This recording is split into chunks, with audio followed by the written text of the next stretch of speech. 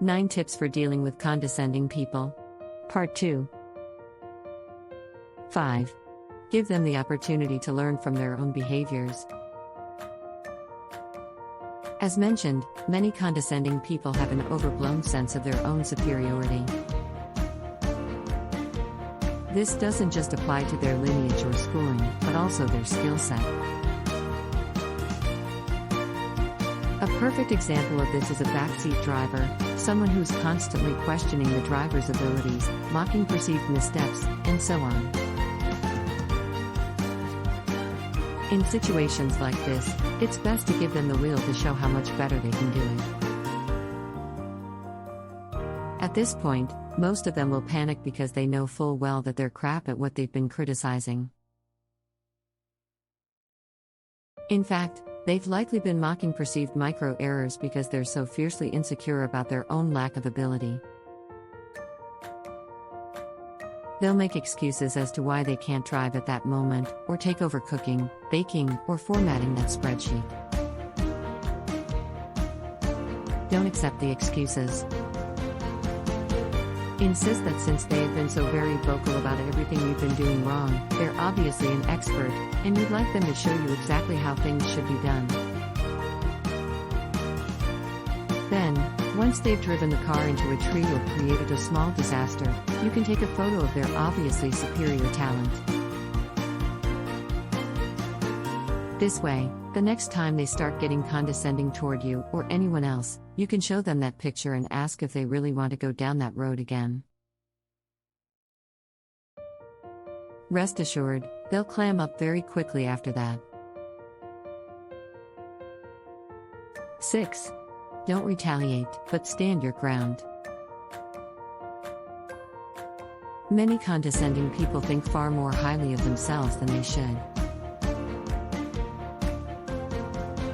For example, someone who speaks a few words badly in another language may lord that over another who speaks English. But if another person speaks that other language more fluently than they do, they'll either try to redirect attention elsewhere or turn things around and disparage what they were just feeling superior about. For example, let's say you're in a meeting that Dan has been dominating. He's been an utterly arrogant prick the whole time, trying to justify various actions, and ends his presentation with a common Latin quote such as Quod erit demonstrandum, rough translation, this completes the proof. If you respond by asking him, in Latin, if he speaks that language, he'll turn around and laugh at you and tell you that it's a dead language for a reason serves no purpose unless you're a brown-nosed nerd. He'll do that to deflect the fact that you know more than he does. He immediately feels inferior, and thus has to put you down in order to puff himself back up again. Even though he's the one who established the precedent of using that language to make himself look smarter. At this point, you can ask him why he would use a quote in a language he didn't actually speak, especially one that's only usable by the aforementioned nerds.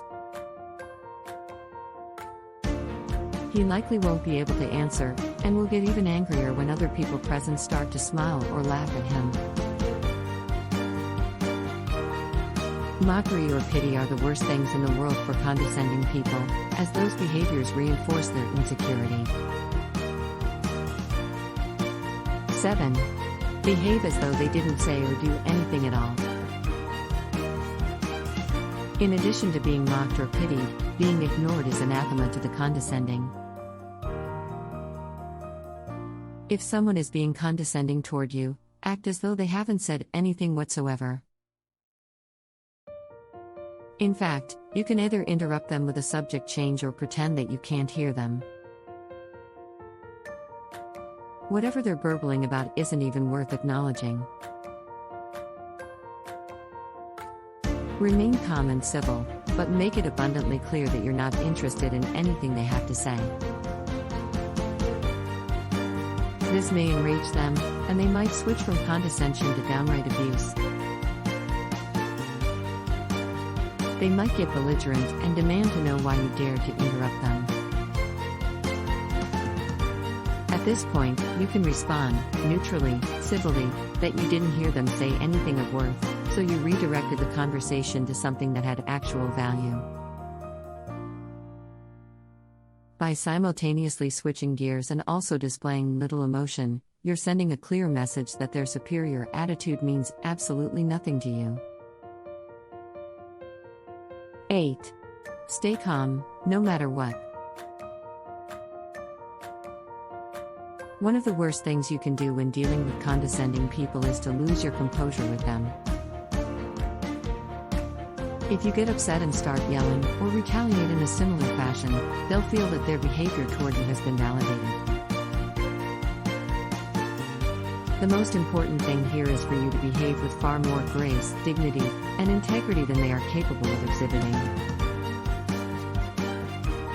These people want to make you react and get upset because they'll feel superior if you react negatively.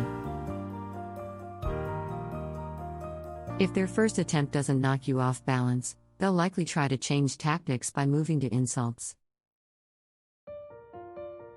This simply reinforces how pathetic they are.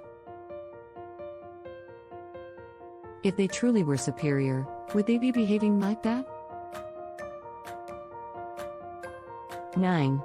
Stand in your power. Remember that those who are condescending toward you are usually terribly unhappy and insecure to the core. They are lashing out at others in a desperate attempt to stop feeling so awful inside. Earlier on, we mentioned that these people often try to belittle those whom they feel insecure around. It's important to note here that they'll only try to do so if they feel that the other person isn't an actual threat to them. For example, an administrative assistant won't be condescending toward their boss, but they will belittle the receptionist or intern. Basically, anyone who's either younger, smaller, or lower on the totem pole and thus doesn't pose any real danger to them. Many people are cowards, so maintaining an air of strength, power, and confidence will prevent most of them from giving you a hard time. Maintain a straight posture and move with grace and purpose. Speak clearly and articulately, while maintaining eye contact.